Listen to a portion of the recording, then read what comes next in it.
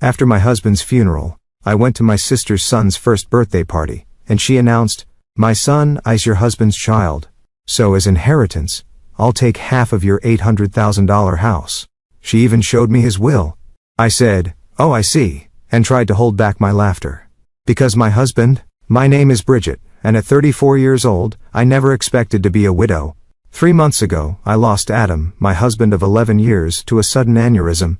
Just days after his funeral, I dragged myself to my nephew Lucas's first birthday party where my sister Cassandra dropped a bomb. She announced that Lucas was actually Adam's son, showing everyone a will claiming half of my $800,000 house.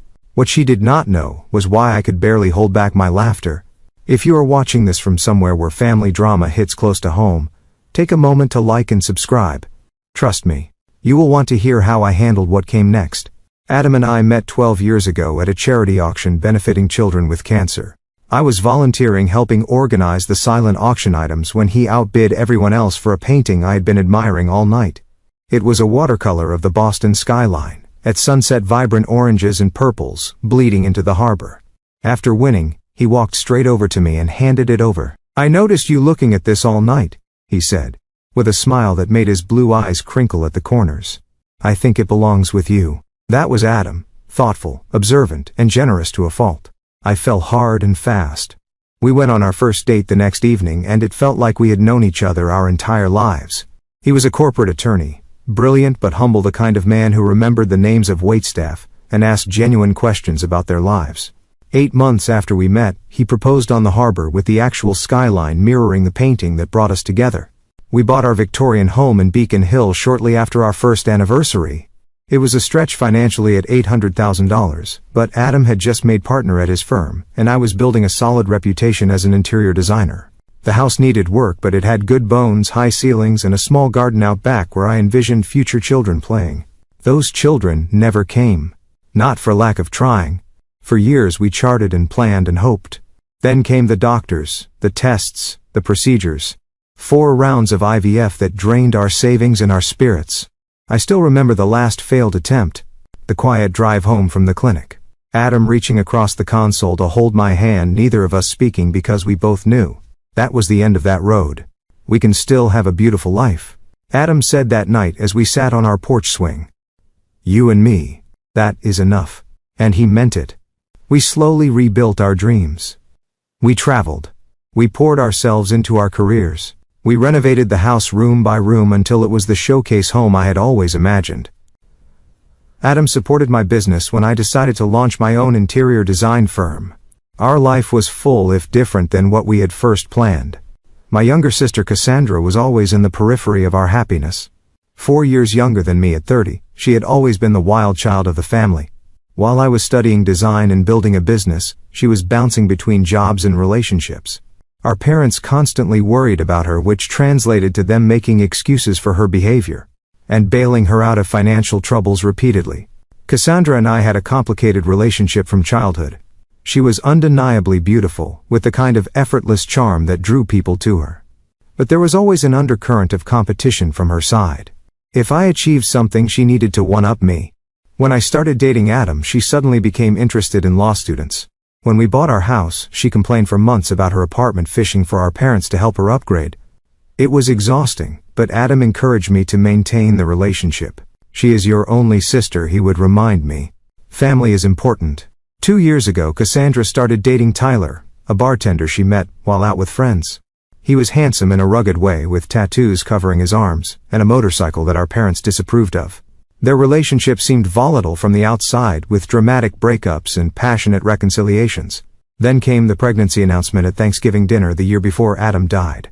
It was unexpected, to say the least. I was living into societal expectations. Yet there she was, announcing her pregnancy, with theatrical tears and declarations about the miracle of life. I felt the familiar sting of jealousy. After all our struggles, all our heartbreak, Cassandra had accidentally achieved what we had desperately wanted. But I pushed those feelings down. I was genuinely happy for her, and I was determined to be the best aunt possible to her child. Lucas was born a healthy 8 pounds 4 ounces. I was at the hospital with flowers and a handmade blanket I had spent months knitting. Cassandra seemed overwhelmed by motherhood from the start, often calling me in tears about Lucas's colic or her exhaustion. I stepped in as much as I could, sometimes watching Lucas overnight so she could sleep. Adam was less involved with Lucas than I was. In retrospect, I thought it was because of our own infertility struggles that it might be painful for him to bond with a baby that was not ours. He was always kind when Cassandra brought Lucas over, but he maintained a certain distance that I never questioned at the time. Then came that terrible Tuesday morning.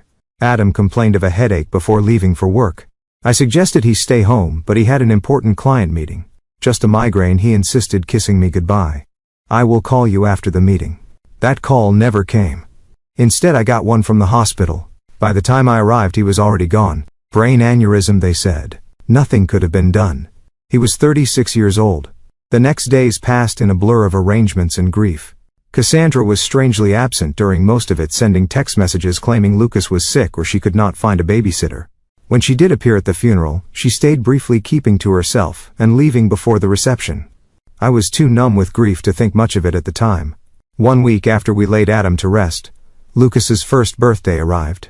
The last thing I wanted to do was attend a children's birthday party, but family obligations pulled at me. "Adam would want you to go," my mother insisted during one of her daily check-in calls. He always said, "Family comes first." So I found myself driving to Cassandra's small rental house in a less desirable part of town. A wrapped gift on the passenger seat and dark circles under my eyes that no amount of concealer could hide.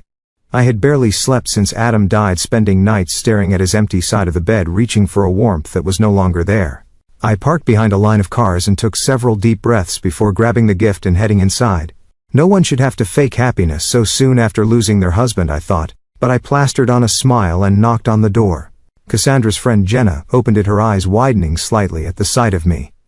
"Oh, Bridget, you made it," she said, her voice oddly strained. She glanced over her shoulder before stepping aside. "Come in. Everyone is in the backyard." The small house was decorated with blue balloons and streamers. A banner reading "Happy First Birthday, Lucas" stretched across the living room wall. I noticed a group of people I did not recognize clustered in the kitchen, whispering. They fell silent as I passed, their eyes following me. In the backyard, more guests stood in small groups, plastic cups in hand. I spotted my parents sitting awkwardly at a picnic table, looking uncomfortable. My father stood when he saw me, relief washing over his face. "Bridget," he said, embracing me. "We were not sure you would come." "Of course I came," I replied, setting the gift on the designated table. "Where is the birthday boy?" "With Cassandra," my mother said, not quite meeting my eyes. "They should be out soon for the cake." I mingled awkwardly, accepting condolences and deflecting questions about how I was holding up. Everyone seemed on edge, conversations stopping abruptly when I approached. I chalked it up to people not knowing how to act around a newly minted widow. After 30 uncomfortable minutes, Cassandra emerged from the house carrying Lucas on her hip. She was wearing a new dress I had never seen before, her hair freshly highlighted. Lucas looked adorable in a little button-up shirt and bow tie, his chubby legs kicking with excitement at all the attention. Cassandra barely acknowledged me as she placed Lucas in his high chair. She seemed energized, almost giddy, moving around the yard with an unusual confidence. The guest experienced a spoon against her cup, calling for everyone's attention. "Thank you all for coming to celebrate Lucas's special day," she began, her voice carrying across the yard. "This past year has been full of surprises and challenges, as many of you know." The guests exchanged glances. My mother suddenly became very interested in her shoes. "I have been keeping a secret," Cassandra continued, placing a hand on Lucas's head. "One that I can no longer hide, especially after recent events." A chill ran down my spine. Something was very wrong. "Lucas is not Tyler's son," she announced, her eyes finding mine across the yard. "He is Adam's." The world seemed to stop. I heard gasps around me, felt my father stiffen beside me, but it was all background noise to the rushing in my ears. "Bridget's husband and I had a brief affair 2 years ago," Cassandra continued, her voice steady and rehearsed. "It was a mistake, a moment of weakness for both of us. We never meant to hurt anyone, but these things happen." I stood frozen, unable to process what I was hearing. My sister was claiming she had slept with my husband, that her son, the nephew I had lovingly cared for, was actually Adam's child. It was so absurd that I almost laughed out loud. Cassandra was not finished. She reached into her purse and pulled out a folded document. Adam knew the truth about Lucas. Before he died, he updated his will. She held up the paper. He wanted his son to be provided for. "This will states that half of the house Adam and Bridget owned should go to Lucas as his biological child." Every eye in the yard turned to me. I could see the pity, the morbid curiosity, the discomfort. My parents looked stricken, my father half standing as if unsure whether to intervene. And then, to everyone's surprise, including my own, I felt a smile tugging at my lips. Not a happy smile, but the kind that comes when something is so outrageously false that it becomes almost comical. I pressed my lips together, trying to contain the inappropriate laughter bubbling up inside me. "Oh, I see," I said finally, my voice calm and even. I took a sip of water to buy time to push down the urge to laugh in my sister's face. "May I see this, will Cassandra?" Her confident expression faltered slightly. She clearly had not expected this reaction. Slowly she walked over and handed me the document, a typed page with what appeared to be Adam's signature at the bottom. I scanned it quickly, noting inconsistencies immediately. The formal language was all wrong, nothing like the legal documents I had seen Adam bring home. And the signature, while similar to Adam's, was clearly forged. The connecting stroke between the A and D was wrong, the final flourish too pronounced. I carefully folded the paper and handed it back to her. "Thank you for sharing this with me. I think I need to go now." "That is it?" Cassandra asked, confusion evident in her voice. "You are not going to say anything else?" "Not right now," I replied, calmly gathering my purse. "This is Lucas's day. We can discuss this privately later." I said goodbye to my shell-shocked parents, promising to call them soon. As I walked to my car, I could hear the murmurs behind me, the party atmosphere completely shattered. Once inside my car, safely out of view, I finally let out the laugh that had been threatening to escape. It started small, then grew until tears were streaming down my face. Not tears of joy, but a strange mix of grief, anger, and incredulous disbelief at my sister's audacity. Because there was something Cassandra did not know, something Adam and I had never shared with anyone. Something that made her elaborate lie not just hurtful but impossible. The truth about Adam and Cassandra began 3 years ago, long before Lucas was even conceived. We had invited my sister over for dinner to celebrate her new job at a marketing firm, her longest employment to date. Adam had prepared his famous lasagna, and we had opened a good bottle of wine. It was a pleasant evening until I excused myself to take a work call from a client having a design emergency. The call took longer than expected, nearly 20 minutes of talking a wealthy client through hanging artwork. When I returned to the dining room, the atmosphere had changed. Adam looked uncomfortable, and Cassandra was sitting much closer to him than when I had left, her hand on his arm, laughing at something I had not heard. I thought nothing of it at the time. Cassandra had always been affectionate, and the wine had been flowing freely. But later that night, as we were getting ready for bed, Adam seemed troubled. "There is something I need to tell you," he said, sitting on the edge of our bed, "and I do not want it to cause problems between you and your sister, but I also do not want to keep secrets from you." He explained that while I was on the phone, Cassandra had made a pass at him. Nothing dramatic, just inappropriate comments about how lucky I was to have him, followed by a suggestion that he deserved someone who could truly appreciate him. When he had rebuffed her, she laughed it off as a joke, saying I was too sensitive if he thought she was serious. I was hurt but not entirely surprised. Cassandra had always pushed boundaries. We decided to let it go as an isolated incident, something caused by wine and her usual competitive nature, but it was not isolated. Over the next few months, Cassandra found ways to touch Adam whenever I was not looking, sent text messages that walked the line between friendly and flirtatious, and once showed up at his office, uninvited, asking him to lunch. Each time Adam gently but firmly maintained boundaries, and told me immediately afterwards, after the office incident, we confronted my parents about Cassandra's behavior. It did not go well. They suggested Adam was misinterpreting friendly gestures and that Cassandra just looked up to him as a brother. My mother even suggested, with good intentions but terrible judgment, that perhaps Adam was feeling flattered by the attention and exaggerating the situation. That night Adam and I made a decision. We would create distance from Cassandra without causing a family rift. We declined invitations that included her, made sure we were never alone with her, and Adam blocked her number on his phone after she sent a particularly suggestive late-night message. Then came the medical issue that changed everything. Adam had been experiencing pain for weeks before finally seeing a urologist. The diagnosis was a varicocele, an enlargement of veins within the scrotum requiring surgery. The procedure went well, but there was a complication. The doctor recommended a vasectomy during the same surgery due to the extensive nature of the varicocele and potential for recurrence. It was a difficult decision, especially given our past fertility struggles, but we agreed it was the right choice for Adam's health. The vasectomy was performed 2 years before Lucas was conceived. We kept this medical information private. Even our parents did not know. After years of invasive questions about our childless status, we had learned to protect our privacy around reproductive issues. The only people who knew were Adam, myself, and Adam's doctors. After the surgery, as Adam was recovering, he made a prediction that seemed paranoid at the time. "Cassandra is not done," he said, sitting in our garden with an ice pack discreetly positioned. "I have a feeling she might try something more drastic one day." I laughed it off, but Adam was serious. The next week he scheduled an appointment with our family attorney James Wilson. I went with him, listening as Adam detailed Cassandra's behavior and his recent medical procedure. James recommended documenting everything: the unwanted advances, the medical records confirming the vasectomy, even text messages and emails from Cassandra. "You never know what might become relevant," James advised. "Better to have documentation and never need it than wish you had it later." We followed his advice, creating a file of everything related to the situation. Adam also updated his will properly, through official channels, making sure everything would come to me in the event of his death. James kept copies of all documents, and we placed the originals in a safety deposit box at our bank. Just in case, Adam had said when we locked the box, though I plan to be around to deal with any of Cassandra's drama for at least another 50 years. The morning after Lucas's birthday party, I drove straight to the bank. The manager, who had known Adam and me for years, expressed condolences as he led me to the vault. I sat alone in the small viewing room and opened the box Adam and I had filled with what he jokingly called our disaster preparation kit. Inside was exactly what I needed. Adam's legitimate will, notarized and properly executed, leaving everything to me. Medical records detailing his vasectomy 2 years before Lucas's conception, making it biologically impossible for him to be the father.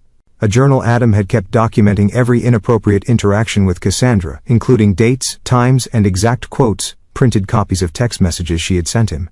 A letter from our attorney confirming that he had witnessed Adam's legitimate will, and was available to verify its authenticity. And at the bottom of the box, a sealed envelope with my name written in Adam's familiar handwriting. With trembling fingers I opened it, and began to read. "My dearest Bridget, if you are reading this, something has happened to me, and you have needed to access these documents. I hope it is many years from now, when we are old and gray and Cassandra's antics are nothing but a distant memory we laugh about. But if not, if the worst has happened, and she has tried to hurt you in my absence, please know that I tried to prepare for every possibility. Use these documents to protect yourself. I know how much you value family, how loyal you are to those you love.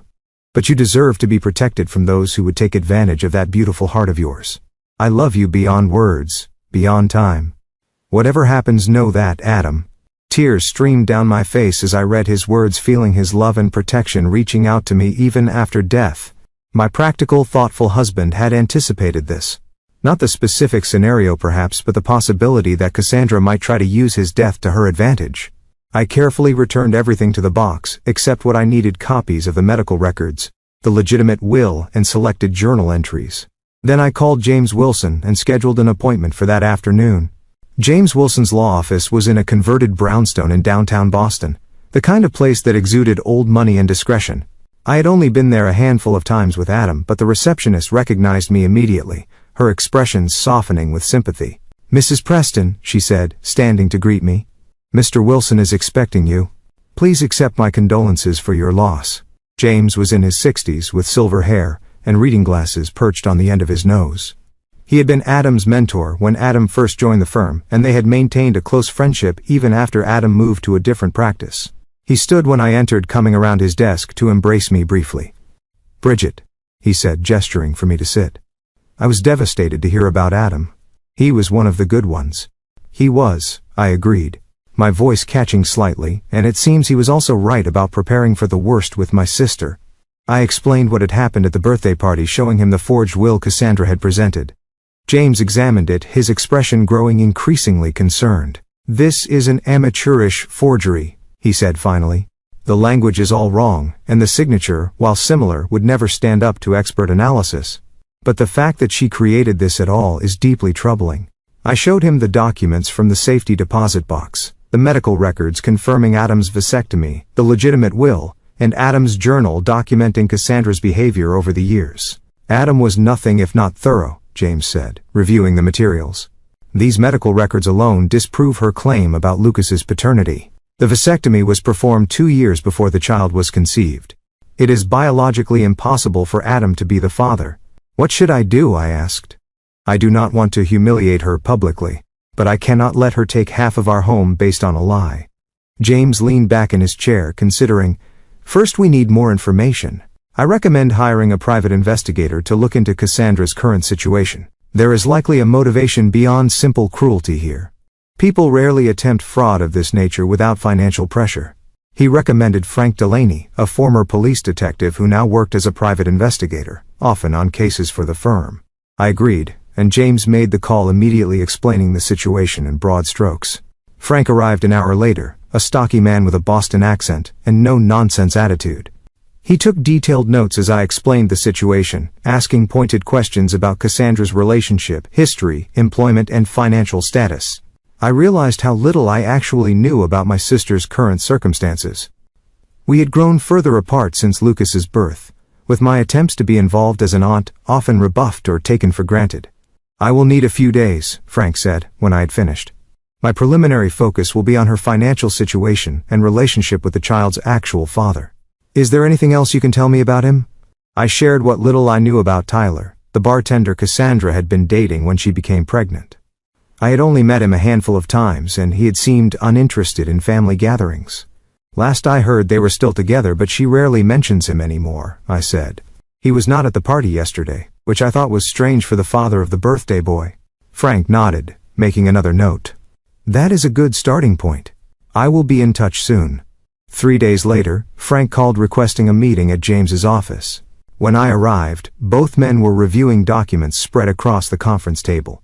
"Mrs. Preston," Frank began once we were seated, "I have uncovered some concerning information about your sister's situation."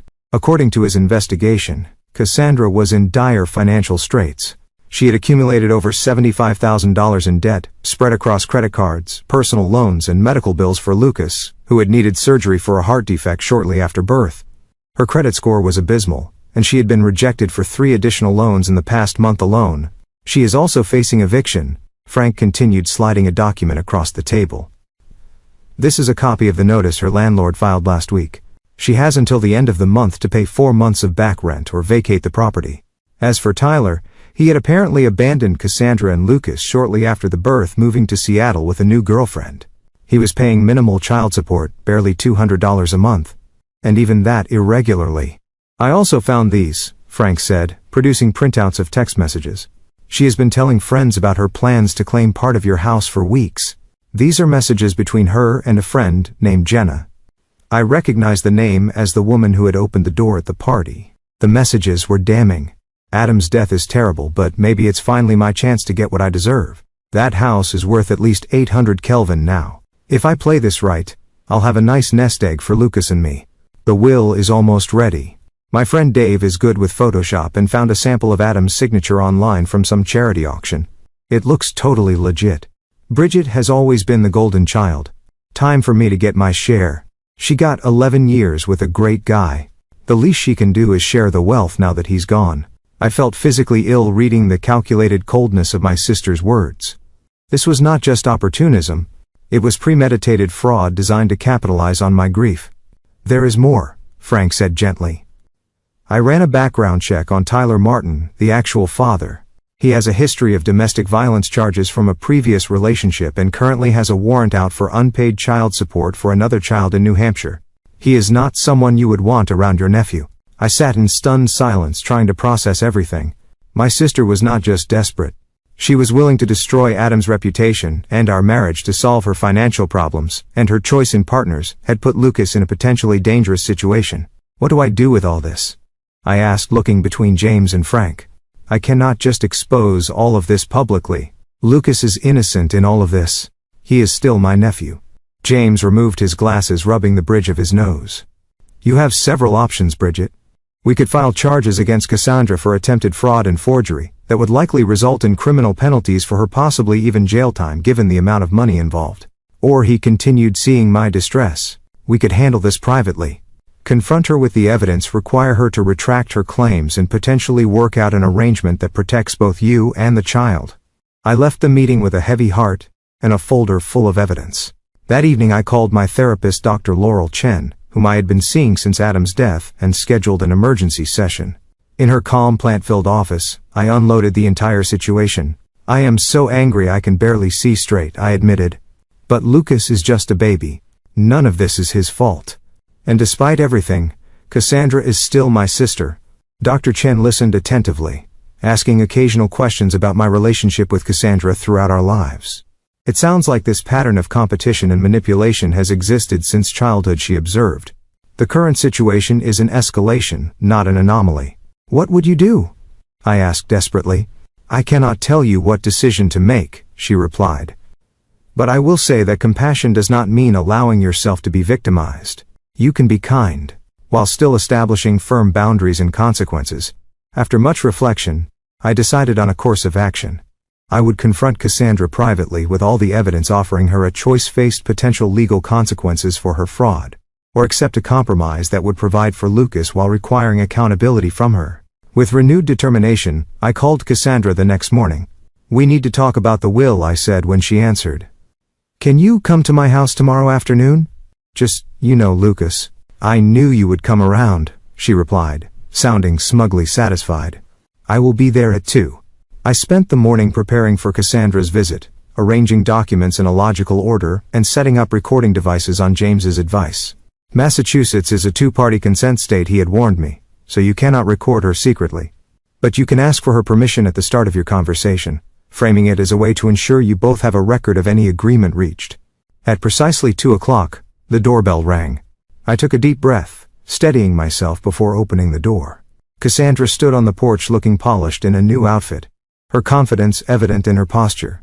Come in, I said, leading her to the living room where I had set up 2 chairs facing each other, a coffee table between them with a recorder, water glasses and a folder of documents. I hope you do not mind if we record our conversation. It seems prudent given the legal nature of what we are discussing. Cassandra hesitated only briefly before nodding. Sure, whatever makes you comfortable. Though I think this can be pretty straightforward, the will is clear. I turned on the recorder, stating the date and time, and confirming Cassandra's consent to be recorded. Then I sat back, studying my sister's face. Before we discuss the will, I would like to understand exactly what you are claiming happened between you and Adam. Cassandra launched into a well-rehearsed story about a supposed affair 2 years ago. According to her version, she and Adam had connected during a period when he and I were having problems. She claimed they met several times at a hotel downtown, that Adam had confessed his unhappiness in our marriage, and that Lucas was conceived during these encounters. He always meant to tell you, she said, her eyes wide with practiced sincerity.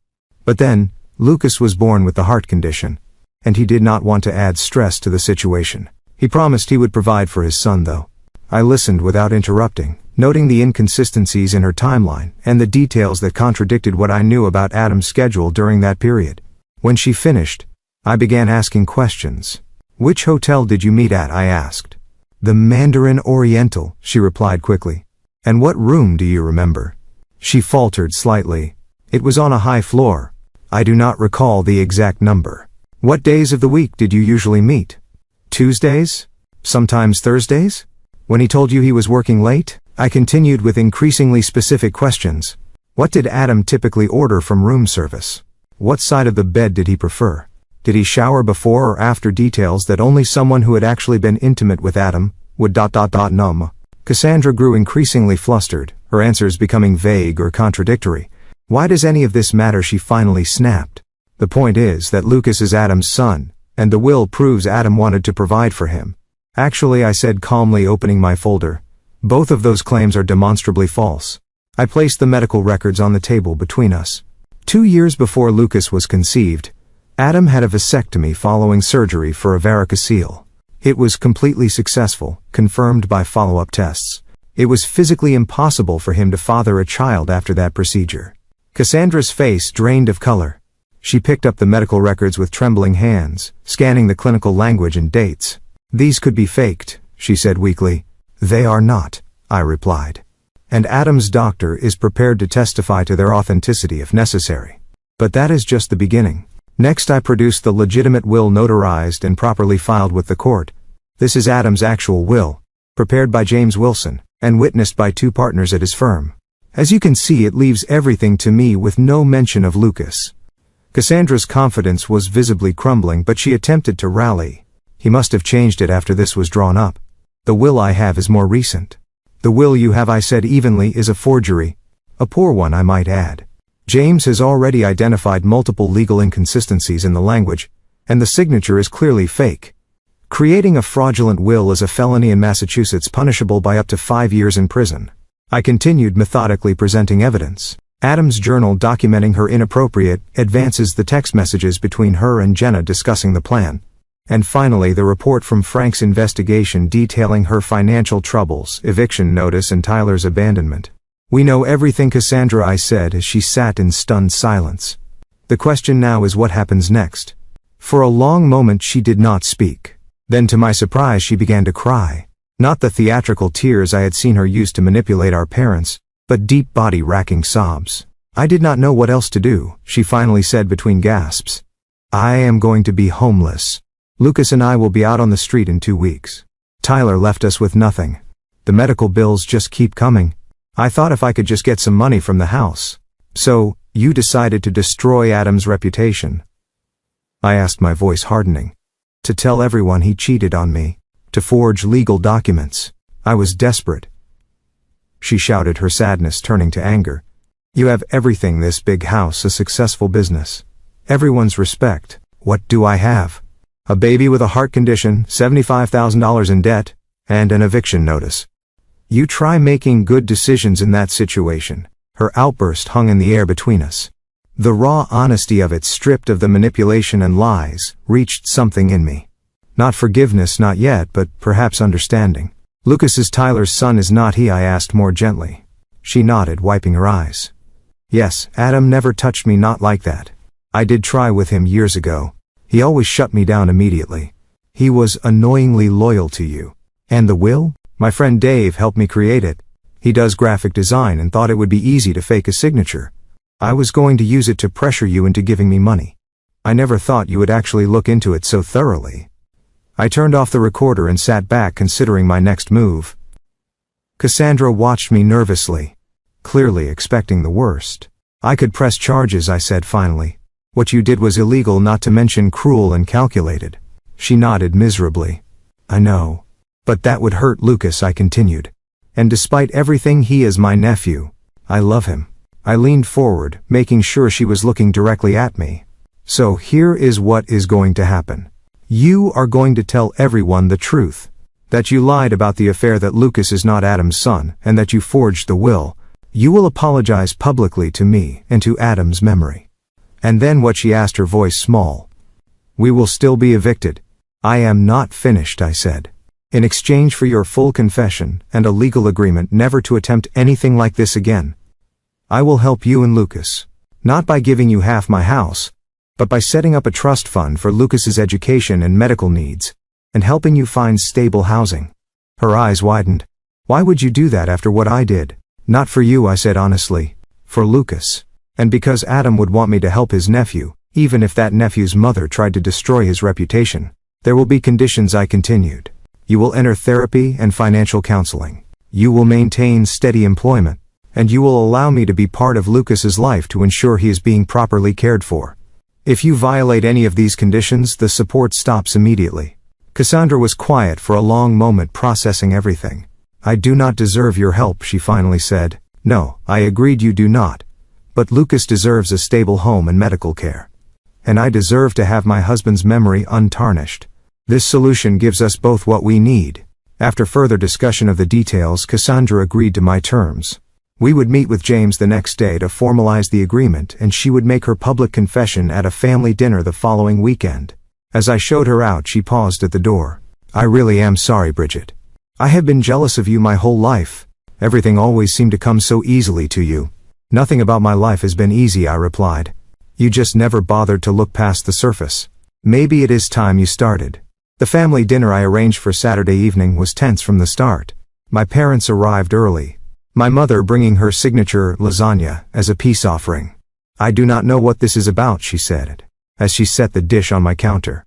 "But Cassandra has been calling us in tears, saying you are forcing her to come to some sort of family meeting. Just wait until everyone is here." I replied, pouring her a glass of wine.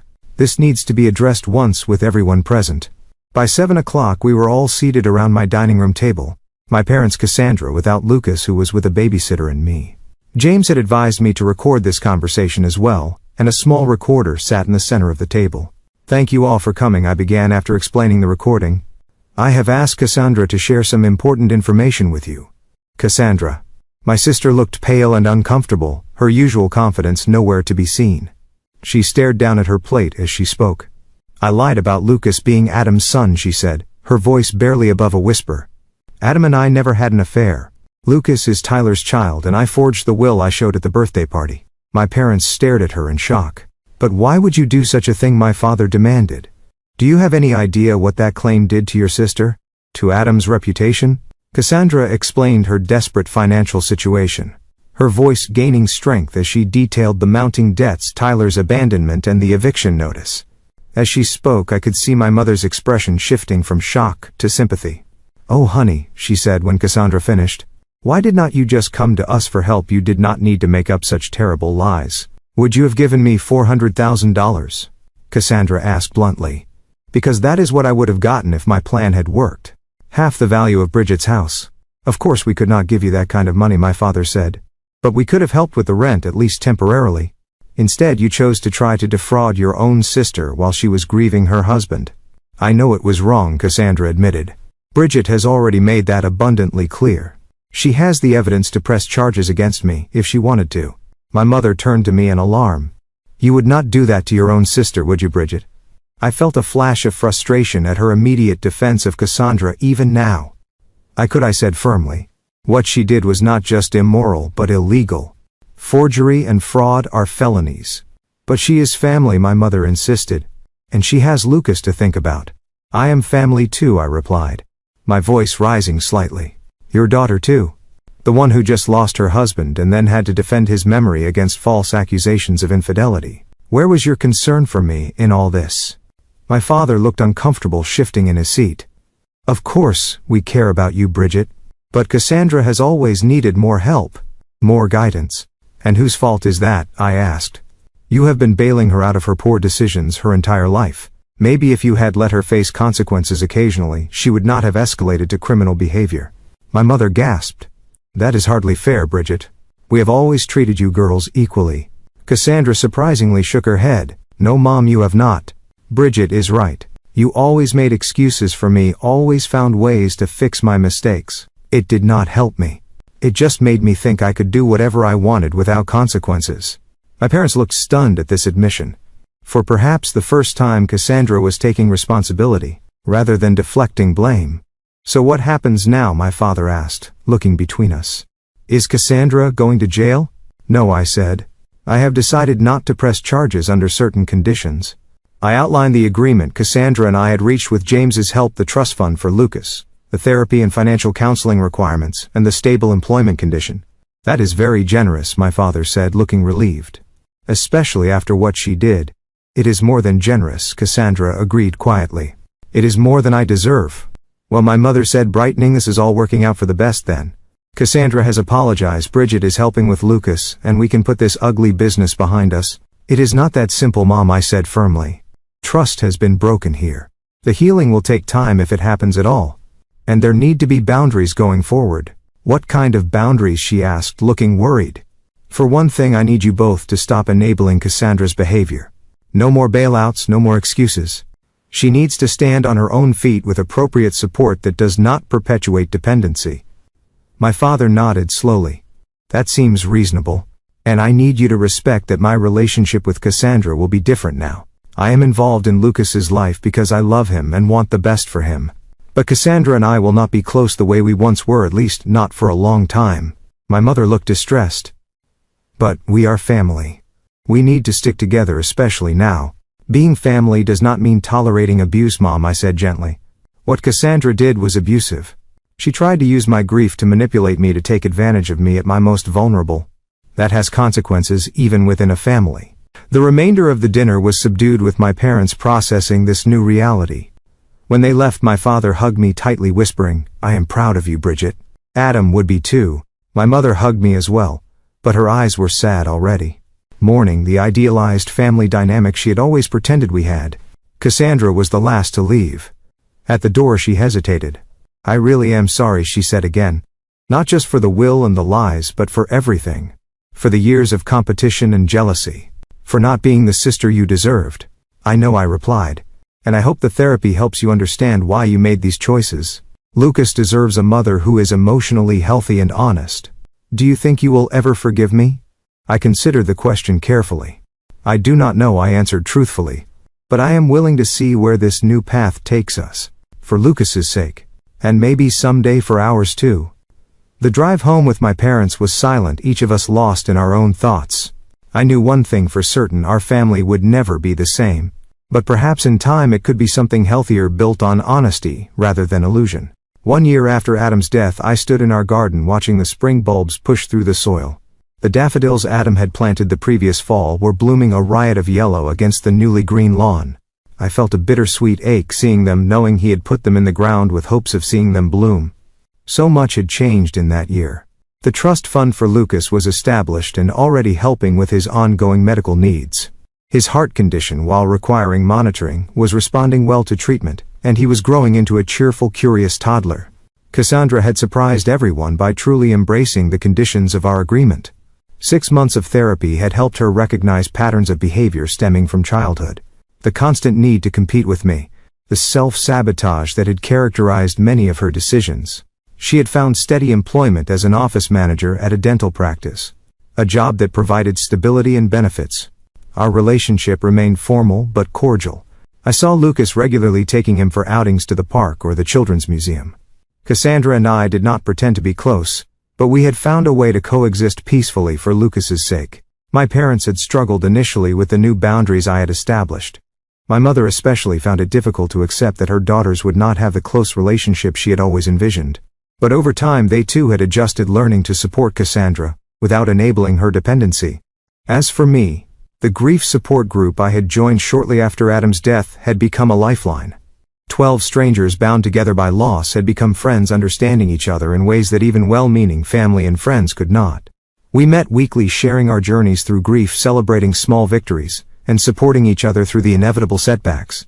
3 months after the confrontation with Cassandra, I had established the Adam Preston Foundation for Legal Education, providing scholarships to students from underprivileged backgrounds interested in corporate law. It gave me purpose to see Adam's legacy continuing in the careers of young idealistic lawyers, who might otherwise never have had the opportunity to enter the profession. Old friends had stepped up in ways I could never have anticipated.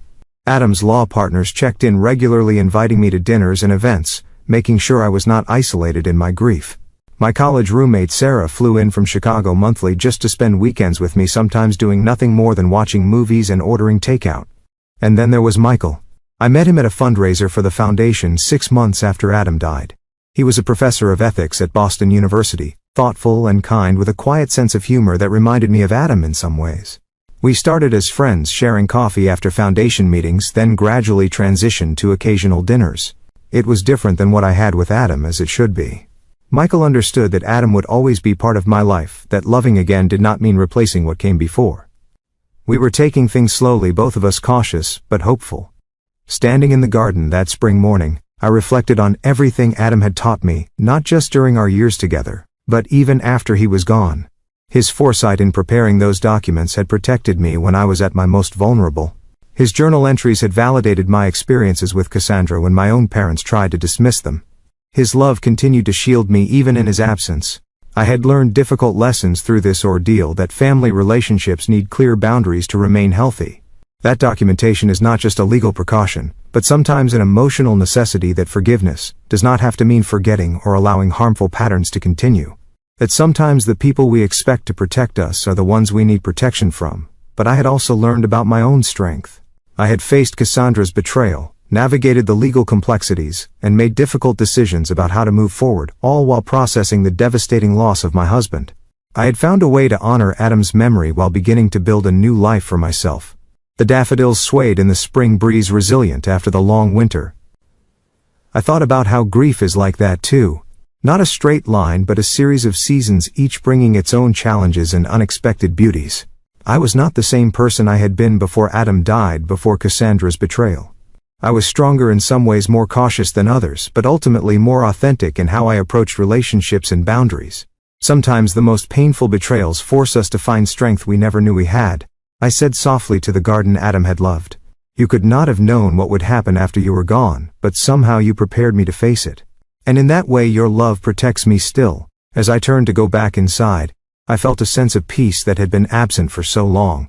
Not because the grief was gone, it never would be completely, but because I had found a way to carry it alongside hope for the future. Adam had given me that gift, teaching me that love endures even when the person is gone, that preparation and honesty are acts of profound caring. If there is one thing I would share with anyone facing betrayal within their family, it is this: protect yourself with both documentation and boundaries. The people who truly love you will respect those boundaries, and the ones who do not were never safe for you to begin with. Have you ever had to establish difficult boundaries with family members? Thanks for watching. Take care. Good luck.